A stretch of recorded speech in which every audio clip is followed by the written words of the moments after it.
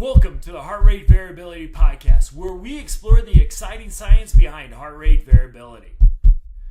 The material discussed in this podcast should not be taken as medical advice. Please check with your medical provider to make sure any suggestions or strategies are right for you. Visit us at the OptimalHRV.com website to learn more about the Optimal HRV app, download a free copy of Matt's book, Heart Rate Variability, and also get show notes and additional resources around heart rate variability and its applications.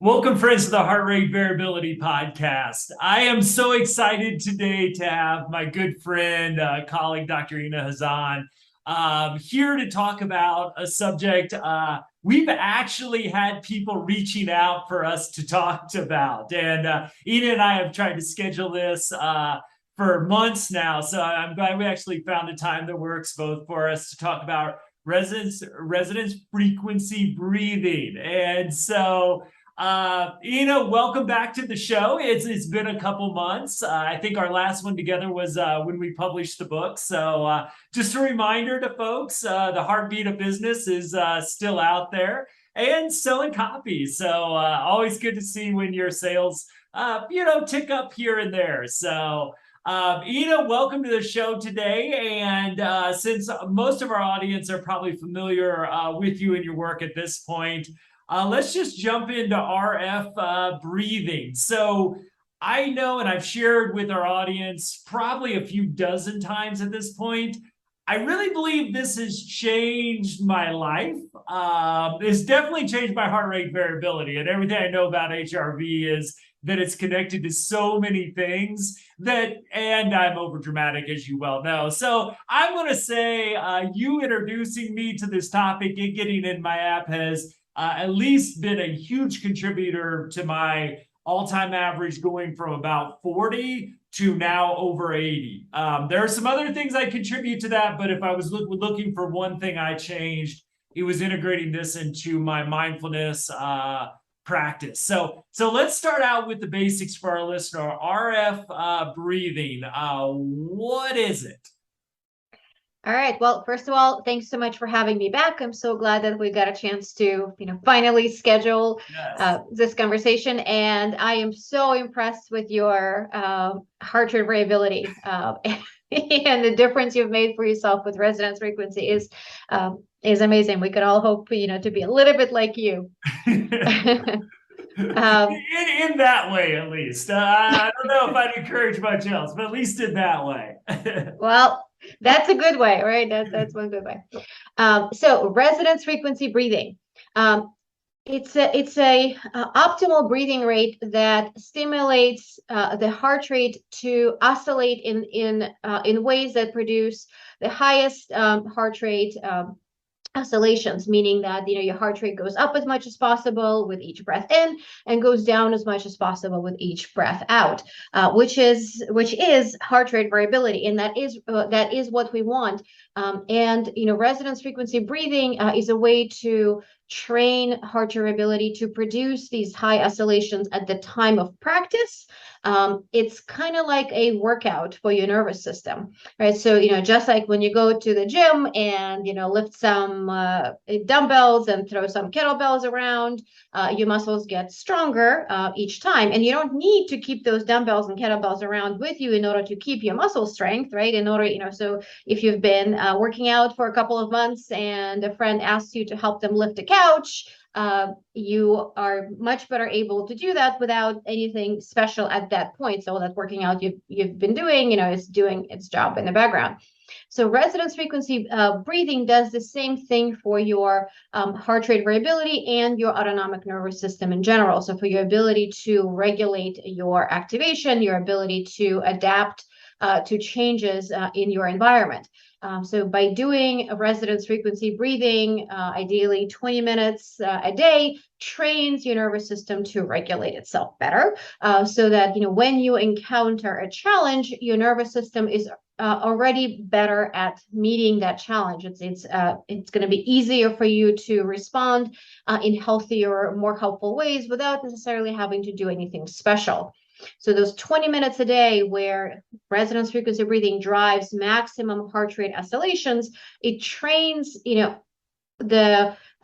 trains the foundations of heart rate variability, trains the main sources of heart rate variability, so that when you return to normal breathing, your heart rate variability becomes a little bit higher, and over time, gains strength, just like, Matt, you've noticed with resonance frequency training, your heart rate variability at baseline, at normal breathing rates, increased. That's the idea. Your heart rate variability goes up over time, signaling that your nervous system is better able to regulate itself. Okay, so let me ask you, that's a great, simple definition. I think I'm just going to listen to that over and over again until I get that down. So, great introduction to it. So, a couple of follow-up questions here. One is, where did this come from? Because it is and maybe you can talk a little bit about how we establish it, because I'm someone who's probably read, oh man, at least 30 books on mindfulness over the years, if not more. Probably double that with everything I've read, podcasts. And until I met you and got into heart rate variability, even with heart rate variability, getting into that, hadn't even heard this term. So something that I credit to doubling my heart rate variability. I have a master's degree in psychology. I'm a brain nerd. I'm a polyvagal nerd, and never heard about this. So I love maybe just a little bit of kind of history, and why isn't this out there in a bigger way in the mindfulness arena, which I know leads to a lot of your work in this arena as well. Why it's not more out there, I'm honestly not entirely sure. I guess that's what we are doing, is helping get this, be more out there. But the history goes back to some of this work was initially done in the former Soviet Union, particularly in Russia, by a scientist named Yevgeny Vaschillo. So he met an American scientist, Paul Lehrer. Paul Lehrer's at Rutgers, at Robert Wood Johnson Medical School. So Dr. Lehrer went to Russia, to St. Peter, Leningrad at the time. He was interested in psychophysiology, so he met Yevgeny Vaschillo, who was doing this work on heart rate variability. They started, talking about it, working on it together, and eventually Dr. Vaschillo came over to New Jersey, and he and Dr. Lehrer were working together for many years. And it's from their work that resonance frequency breathing as a way to train heart rate variability emerged. So the way this works is your many systems in the body oscillate. Right? Your heart rate goes up and down, your blood pressure goes up and down. And they were working with, how do these systems oscillate together and how do they play off of each other? So this term resonance came into play. Resonance is a physics term, right? It's not a term that's specific to HRV. It's not a term specific to physiology. It's just a term that describes a system that has two parts that interplay with each other, and one part of the system stimulates another to produce maximum oscillations. So that's resonance. You can think of it as pushing a child on a swing, right? So as I was hoping we get to that analogy. Yeah, I love that analogy. As you you as an adult, pushing the child in a swing. So that's the two parts of this oscillating system, right? You and the child in a swing is the other part. And you can push the swing in many ways, right? You can push the swing, like once with a lot of force, and the swing is going to go up, but not evenly, right? It's going to, be quite bumpy, and then it's going to come down and then, not go up much after that. And the child is not going to be too thrilled with you. Or you can push the swing with short, frequent bursts, right? And the swing is going to go up just a little bit and come right back down. And again, the child is going to be quite unhappy with you. You're not doing a good job of entertaining them. Or you can figure out a way of pushing that swing in even measured ways, right? Push up, let it come down, push up, let it come down, and figure out a way to push that swing so it goes up as much as possible and come down as much as possible. It goes up as much as possible and comes down as much as possible. And it does that, again, this is regular, measured, smooth way. And that's when the child is happy, right? Then, they're flying up, they're coming down, it's smooth, it's fun, it's safe, it's entertaining. The same, so that's a resonance frequency rate of pushing the swing, right? It maximizes the way in which the swing goes up, and in which it comes down. Your heart rate and your breath work in the same way, right? So you stimulating the swing is just like your breath stimulating the heart rate. As you breathe in, your heart rate goes up. As you breathe out, your heart rate goes down. And you can find an optimal way of breathing that will produce these maximum oscillations, the maximum way for the heart rate to go up and come down maximally as well. And this is that interplay that Dr. Lair and Dr. Bascello found and tested to see how exactly this works in the cardiovascular system. So they found that for most people, breathing somewhere between 4 and 7 breaths per minute creates this resonance interplay relationship. So we all have our own resonance frequency breathing rate that will maximize our heart rate ability. And we need to find what that resonance frequency breathing rate is for each one of us, and then use it to maximize the efficiency of HRV training. So I think we've well established that 4 breaths a minute is the best rate to breathe at. At least that's what I'm putting on the t-shirt. Certainly is for you. I want to start get the 4.0s together. But so we have, I know in the app, you do, I believe, 7 2-minute exercises at different breathing rates to establish your specific RF breathing rate. And mine is 4 breaths per minute, which sometimes I find, even if I'm sitting down doing it, I can work up a sweat doing, especially early on. I mean, when you call it a workout, especially when I go up to high altitudes here in Colorado, it does feel like that. Now, the more I do it, just like any other activity, the less I feel like exertion. It becomes more of a natural, like the child on the swing. I feel like there's a flow to it that develops.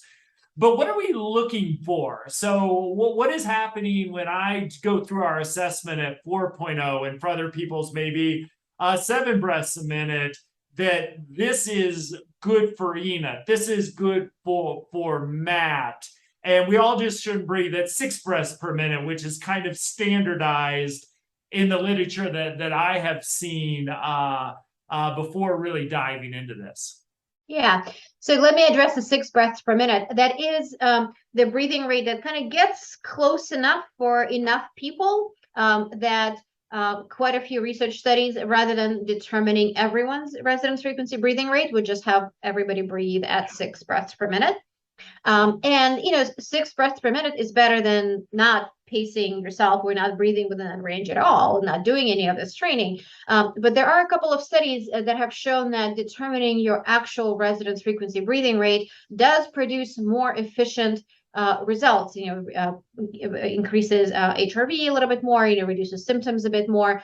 So given that HRV training is something that we really commit to and make time for in our lives, resonance frequency assessment takes 14 minutes. Yeah. So adding that one little step and determining what your resonance frequency breathing rate is, then maximizes the efficiency of your training. So all the time that you're dedicating to doing your HRV training, if you just add this little 15-minute part to it, your training will be that much more efficient. And it's possible that your resonance frequency breathing rate is indeed 6 breaths per minute.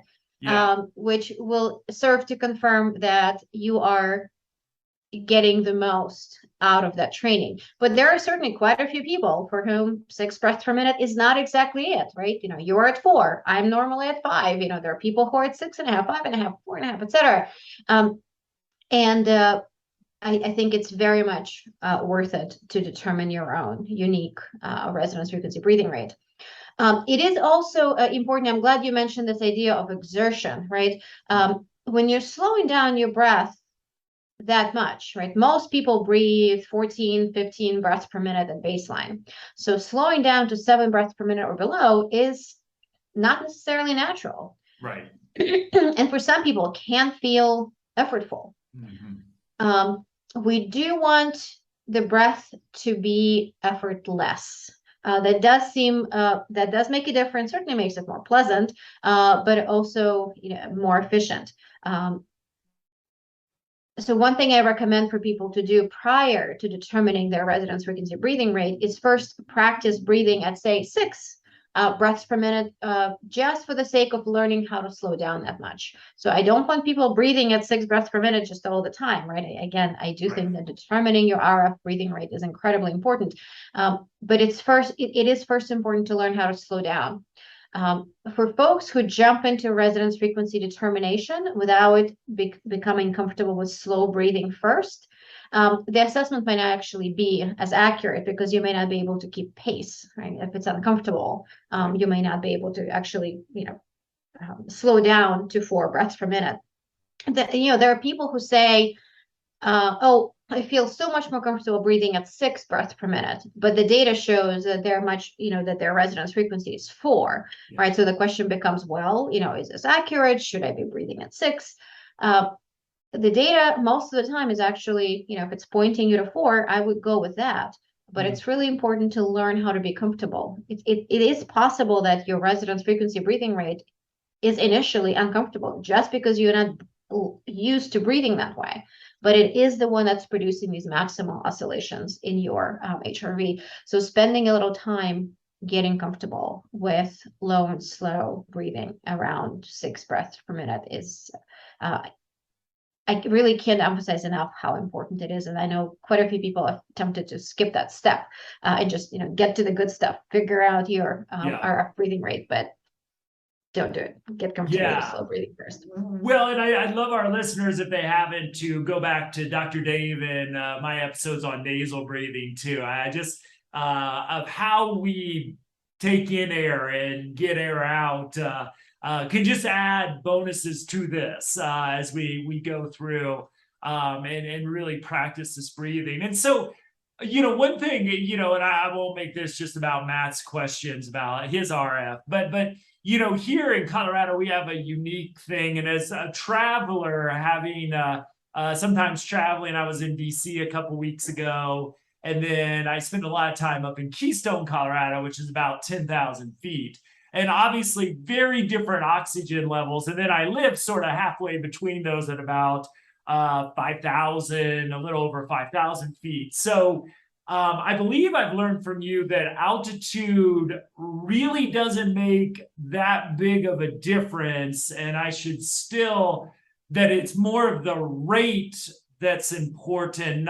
We're not really dealing with oxygen, carbon dioxide.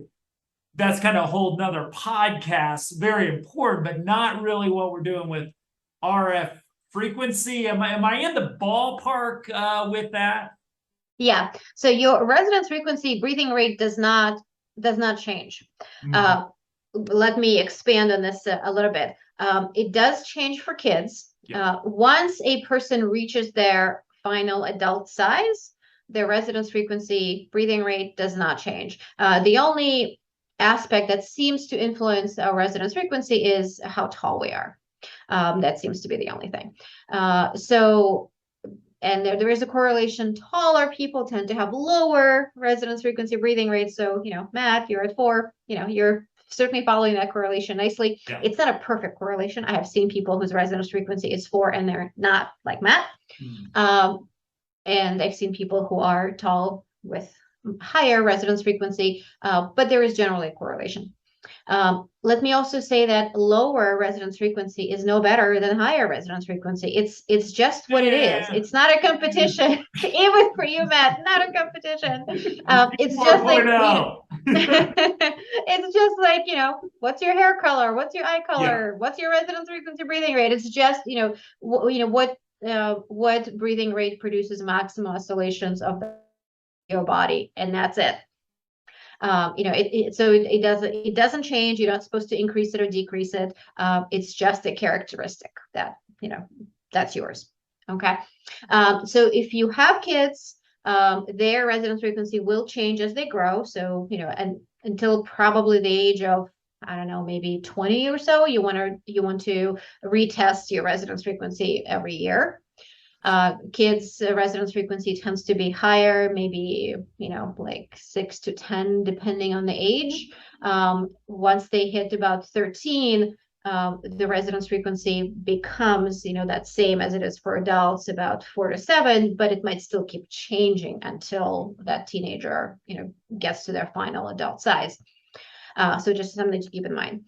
Once you are at your final adult height, and weight does not change your resonance frequency, just to comfort those whose weight changes as as we go through our adulthood. But once we are at the final adult size, resonance frequency remains the same, and it doesn't matter if you are at sea level, if you are at 5,000 feet, 10,000 feet, it does not matter. Resonance frequency breathing does help at altitude because it helps with oxygen absorption. Right. So, if you find yourself, in Keystone or in Quito, Ecuador, 10,000 feet, what helps to get the most oxygen out of the air is actually do some resonance frequency breathing, because what happens is you're breathing in at the same time as your heart rate is speeding up. So you're extracting as much oxygen as possible from the lungs, and then the heart is able to, get it to the rest of the body. The amount of oxygen in the air actually doesn't change. There is 21% oxygen at sea level. There is 21% oxygen, at higher altitudes. What changes is with atmospheric pressure, the distance between oxygen molecules becomes larger, right? So the oxygen molecules are more scattered. So with each breath, once you are, past, 5,000-6,000 feet, that you're effectively taking in less oxygen with each breath. And when you're at 10,000 feet, you may not be getting quite enough. It doesn't really change what you're supposed to be doing with your breathing. You just want to make sure that you are getting, enough oxygen. You've acclimated to altitude, et cetera. And at some point, it just, obviously, as you go up higher, there may not be enough oxygen, or the oxygen molecules are so spread out that, you need supplemental oxygen. But usually not at 10,000 feet. Yeah, if you're up that high, you're probably planning to be up that high. So exactly, hopefully.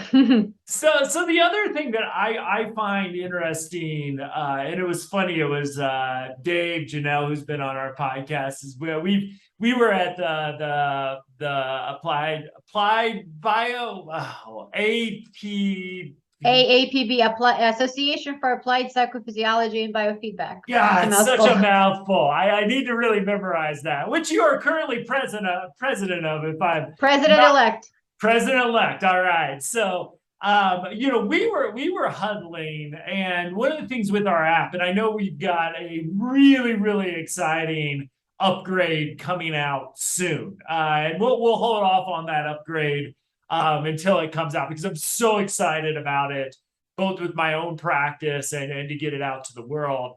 But the interesting thing is we were kind of huddling, and we're all HRV nerds, and comparing our RF rates, trying to argue that ours was the best, even though we know better.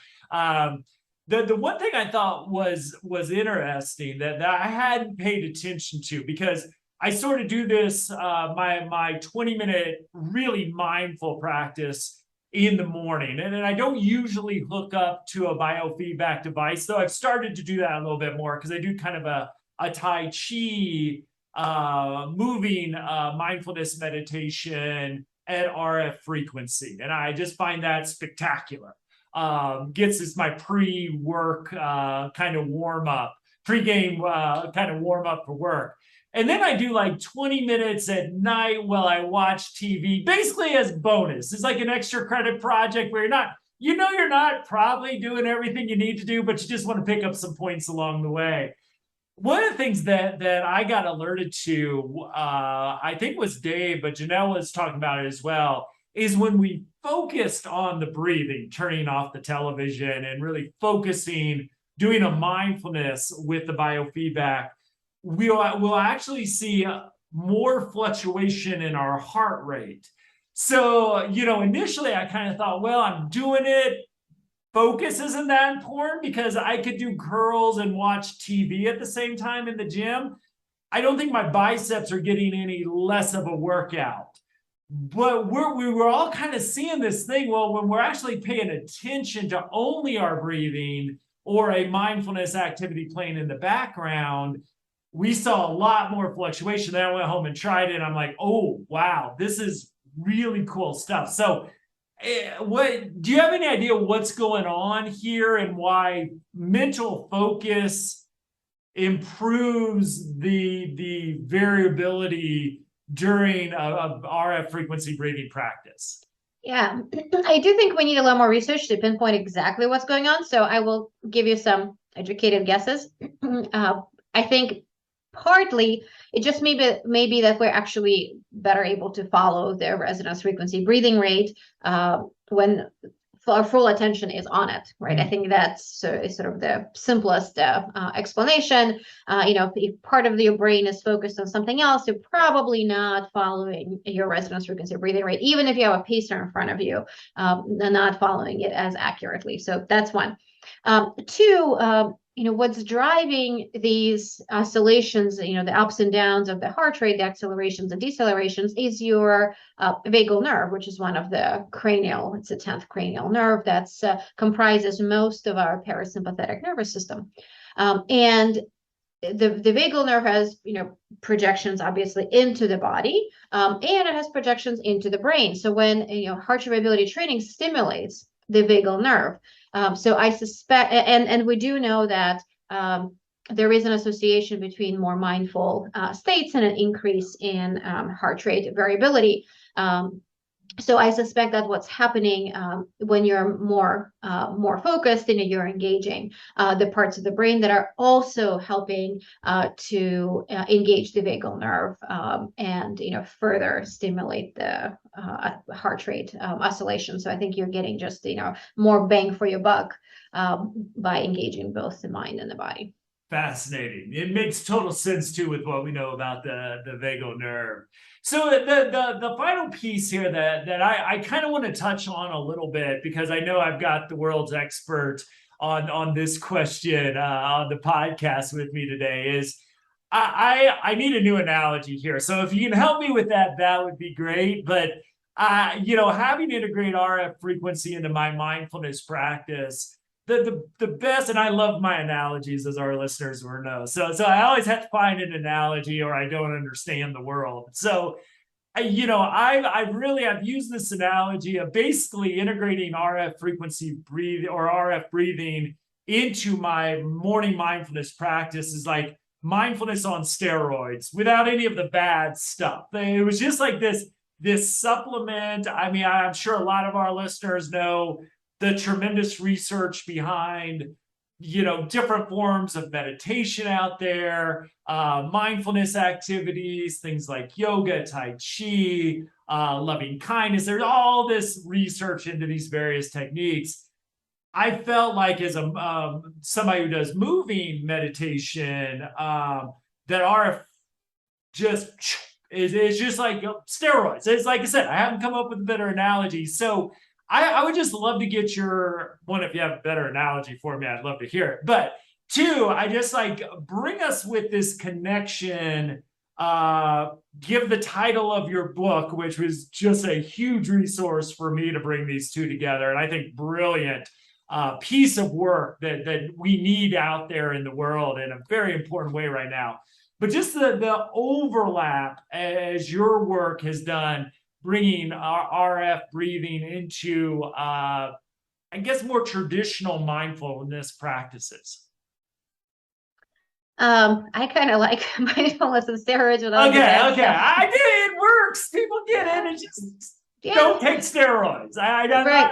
I'm not promoting steroid use. That just that caveat. Yeah, I'll see if I can, think of another another analogy. I guess you can think of it as, feeding two birds with one bagel. Yeah, I Right? like that. You're I like that. accomplishing two goals at once. Um, the interesting part is the research on mindfulness and HRV shows a couple things. One is, heart rate variability is a really good index of self-regulation. So, HRV is an excellent way to assess the effectiveness of mindfulness-based interventions, for example. But the research around, does meditation increase heart rate variability is actually quite mixed. Interesting. Sometimes yes, sometimes no. And again, we need more research on this, but I suspect what's happening is when people are meditating, they don't necessarily slow down their breathing, and they certainly don't necessarily slow down to their resonance frequency breathing rate. Some very experienced meditators actually slow down way, way more, right? They end up breathing at like 2.5, 3 breaths per minute, which is slower than optimal, right? So they're Yeah. not maximizing their heart rate ability. Or people who breathe a little bit faster during meditation, again, they're not maximizing their heart rate ability. So I suspect that that's the reason for the mixed research. Some people probably end up, close to their resonance frequency, and that helps increase HRV. And those that are higher or lower don't increase HRV sufficiently. There a couple of studies that have looked at mindfulness using slow paced breathing, and they usually pace at 6 breaths per minute, are finding very positive results.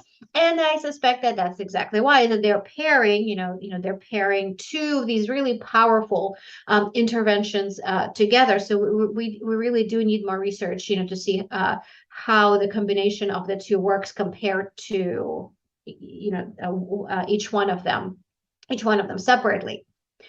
As far as increases in HRV go. So when I do think you get, more bang for your buck, you are, utilizing the good, steroids, or, you're Yeah. feeding two birds with one bagel, whatever you want to call it. If you're going to be spending your time, if you're going to be dedicating the 20 minutes a day to practice, why not combine, two interventions that will engage, both the autonomic nervous system and the central nervous system, your brain, in a way that, helps in some ways actually synchronize their activity. And most importantly, they're both working on self-regulation, right? Yeah. Mindfulness is a self-regulation tool. HRV biofeedback is a self-regulation tool. So you're combining the two together, and you are just getting more out of the practice.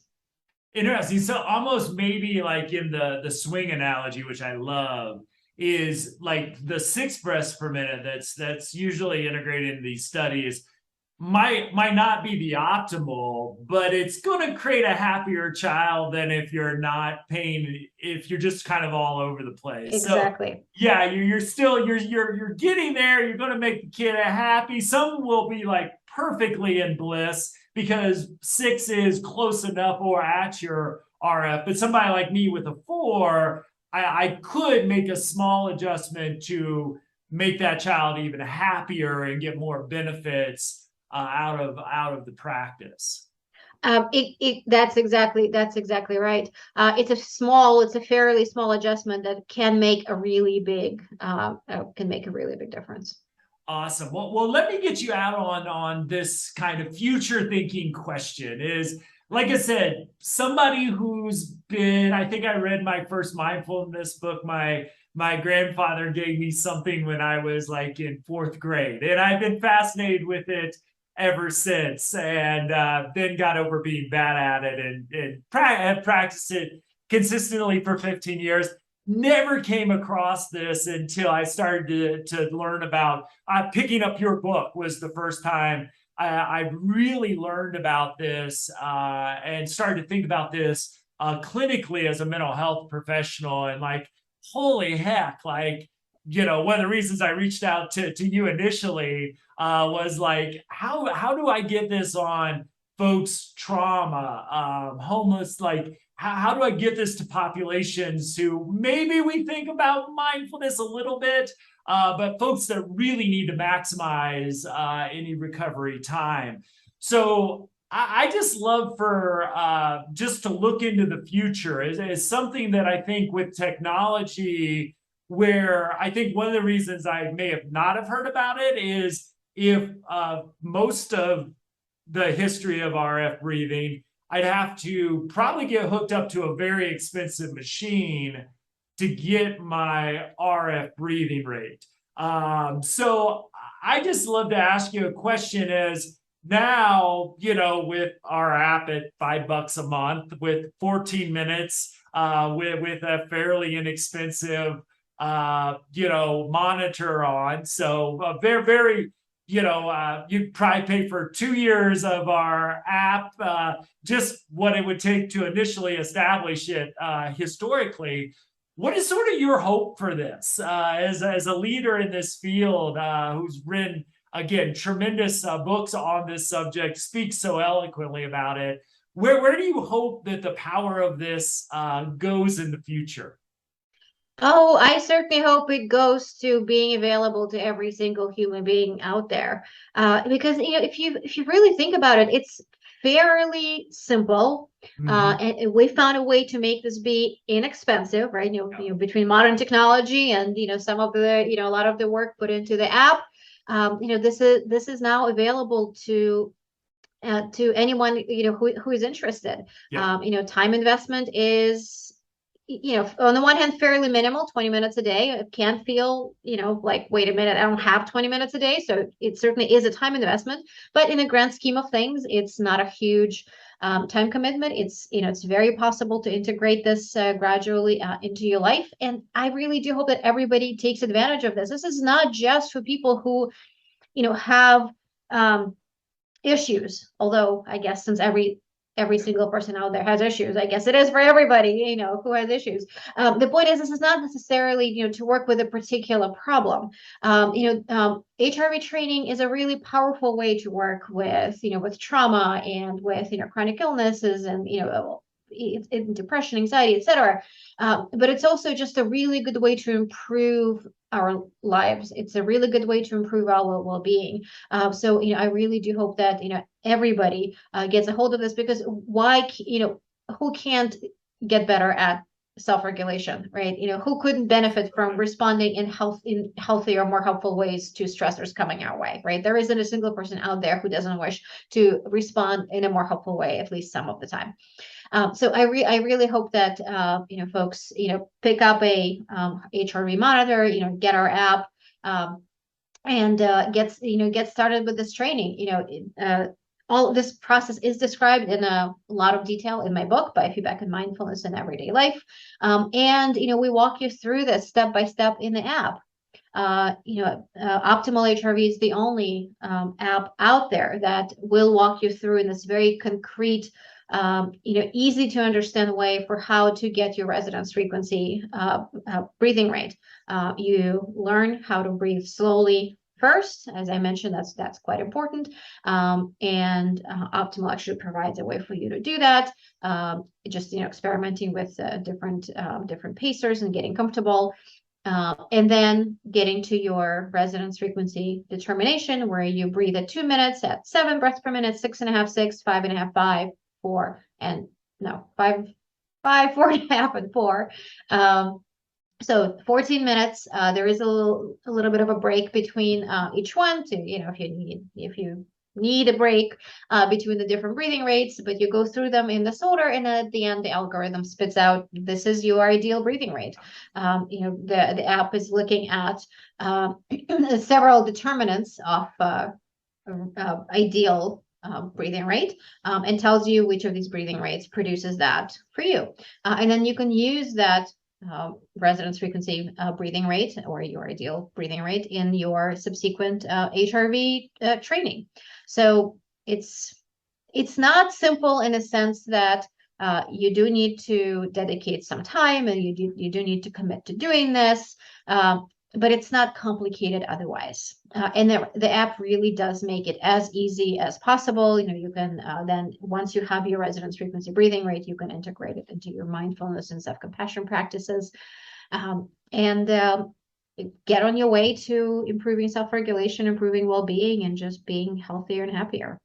Awesome. And as part of that, I know I've asked three last questions now, but one of the things that I've seen, and you sort of led into this as well, is one is I've seen mindfulness for quite a while now as both a practice and a skill set. And I think in your book, using Flair is what I've adopted, because it's such a good model, bringing in some of the skills. And how do you, I practice, and then I'm sort of building those skills. Like you gave that great analogy, as I go do curls, kettlebells in the gym. Then when somebody asks me to move, I can perform at a higher rate. I've also found, just within my own stumbling through life as I do with RF, I found also, like, if I have a few minutes of quiet before a training, I do a little RF breathing rate. I do it a little bit when I'm on, this is a great practice for me, when I'm on the ski lift going up the hill. Before, if I'm going to go on a good run, I practice RF just because I'm on a chairlift. I don't have anything else to do. But I also have found this to be a useful tool, just to almost, I guess the best way I could describe it is I almost level out. Whereas, at least for me as a trainer, you've got a whole lot of things going on. You're trying to set up your technology, you're talking to people, this, that, the other. And if I can just sneak away for a quick moment and even do like 2 minutes of RF, which I know is probably not changing a whole lot of my physiology, but I've almost practiced it for so many hours now that calm, almost just get at that 4 breaths per minute. It's like, okay, I'm ready to go, not necessarily even relaxed, but I'm ready to perform. And I just I know you work with athletes, special forces. Have other people found kind of the usefulness as a tool, sort of in the moment of performance or right before a performance? Yes, absolutely. And this is a really good way to point this out, Matt. The 20 minutes a day is like this, just like this workout that prepares, your body for self-regulation, that trains the ability of the nervous system to self-regulate. And then when you are, preparing for a performance, or before something stressful, or in the middle of a stressful situation, as long as you have that foundational training. So this is important. Just doing a couple of minutes of resonance frequency breathing every once in a while is not going to do a whole lot. It might help a little bit in the moment, but not a whole lot. You do have to establish that, foundational training. But once that's there, and, let's say you are, preparing for that, ski run on the chairlift, getting a couple of minutes of breathing does two things. One is you can at this point quickly get into your body into that better self-regulatory state. It's a nice way to remind your body to self-regulate, because at this point, with all the training you've been doing, your body knows how to do it, so it just needs a reminder. And our bodies learn a lot, bodies and brains learn a whole lot by association, the so-called, classical or Pavlovian conditioning, right? Where, when, one stimulus gets associated with another, we can then start producing the result that in the past would not have come about. So that state of self-regulation, as you said, Matt, it's not relaxation. And I think this is really important. This is not a relaxation practice. This is a self-regulation practice. So when you do this practice before a ski run or before a presentation, your body prepares for performance and action. If you do this before going to sleep, your body is going to prepare to wind down and go to sleep, because that's what self-regulation is all about, adjusting your activation to whatever your needs are. Right. So by doing this foundational practice, you are associating this kind of breathing with better self-regulation. Right, that's the Pavlovian conditioning. You do the breathing, it creates better self-regulation. That's the natural part of it. And then just taking a few breaths, which in the past would not have done a whole lot, now because of this association, because of this conditioning, produce a state of much better self-regulation, because your body is used to that. And that is a really powerful in the moment tool. You can be going into a stressful meeting, you take 30 seconds, to take, 3 low and slow breaths at your resonance frequency, and your body is in a much better regulated state. So it can be helpful in the moment, as long as you're doing your longer practices as well. Awesome. Well, I think that's a great way to end up. You said it really quick. Say the name of your book one more time. Biofeedback and mindfulness in everyday life. Get it, people. The really, and I love Ina just as a friend and a colleague, but the book really is so important to really from a user perspective, because it's really, I read it and all I could think about the first time I read through it was me, because I wanted to pull the goodies into my life. And then thinking about it from a clinical perspective, really integrating this in. We've got the technology now to really supplement mental health care. I really see like RF breathing practice, throw some mindfulness on it, use mindfulness on steroids. It's like, as a therapist, the old school homework was always journaling, and journaling is still important. There's a lot of really cool research behind journaling. This is just like the ultimate homework assignment for folks in therapy. It's I think, with all the health benefits that we associate with an increased in heart rate variability, this just I really believe is a huge revolution that your book really gives us a roadmap to help implement both into our personal lives, for our family members, loved ones, but also, if you're into helping healing, or if you're a trainer, if you're a coach, like I said, getting people to do this and practice this between sessions, between workouts, is just going to boost your outcomes and your work with folks. So it's exciting to be like right at the beginning of this wave, and swimming out there with you, my friend. So thank you. Like I said, we've got some really incredible updates to the app coming up around this, which I'm going to have you back to talk about, because we're even taking this up, maybe adding growth hormones to our steroid regimen here coming up. So I will continue to work on my analogy. But Ina, thank you so much. And as always, you can find show notes, links, reach out to us at optimalhrv.com, and we look forward to our next episode. So Ina, thanks so much. Thank you, Matt.